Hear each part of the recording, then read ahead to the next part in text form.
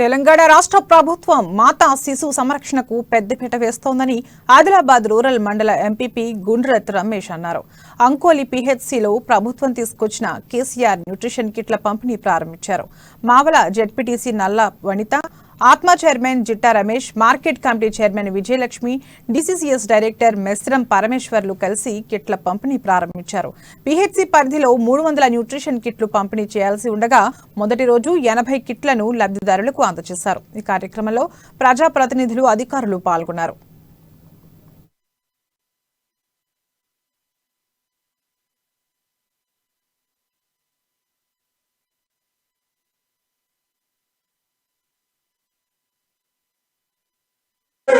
ఆరోగ్యంతో పాటు ఇవాళ పుట్టినటువంటి పిల్లలు కూడా రేపు మన సమాజానికి ప్రయోజకులు అవుతారు. కాబట్టి వారు ఆరోగ్యంగా ఉంటేనే మనకు కుటుంబానికి కూడా ఉపయోగపడతారు.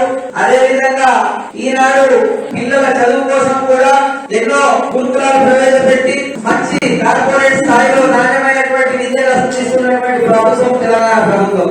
కాబట్టి ఈనాడు రైతాంగానికి